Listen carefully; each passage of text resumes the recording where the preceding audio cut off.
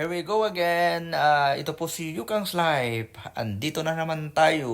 Nagluluto po tayo ng panghapunan natin. Yan, nagprepare po tayo ng tinatawag natin na tuna sweet and sour. Yun po guys, ito po yung the way ako magluluto ng tuna sweet and sour. Nilagyan ko po yun ng luya. Yun, lagyan tayo ng ginger, no, yun.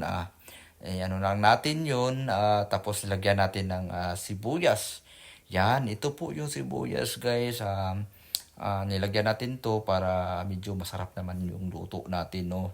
Ito po yung mga sangkap natin na niluluto natin.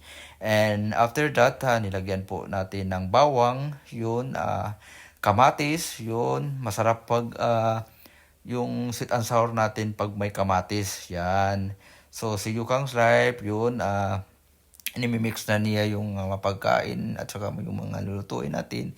Yan, nilagyan po niya ng ano guys, yung sauce at saka tuyo. Nilagyan po yan yung tuyo, no? At saka nilagyan po tayo ng suka. Yun, suka apple cider yung nilagay natin. Yun po guys, no? Ito po yung version ko na magluluto ng sweet and sour. Yan, nilagyan po natin ng kunting tuyo. At saka yun guys, nilagyan po natin ng honey para may sweet na naman. At saka yung naghalo yung sweet at saka yung suka. At saka lagyan po natin ng pepper, yun, paminta. At saka hinahalo po ni Yukang's Life. Yan po si Yukang's Life.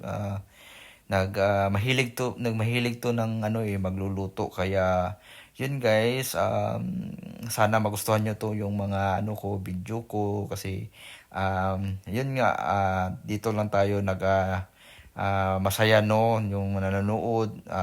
Dapat sana na suportahan ko, gusto yung mga live ko. So yan po guys, ito po yung luto ni Yukang's Life, yung tawag natin na tuna na sweet and sour.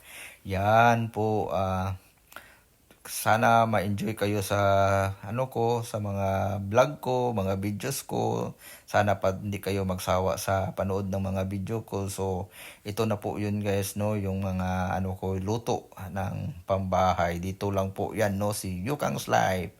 Yan, masarap kaya to. Tingnan natin. Salamat po sa inyo. Bye-bye.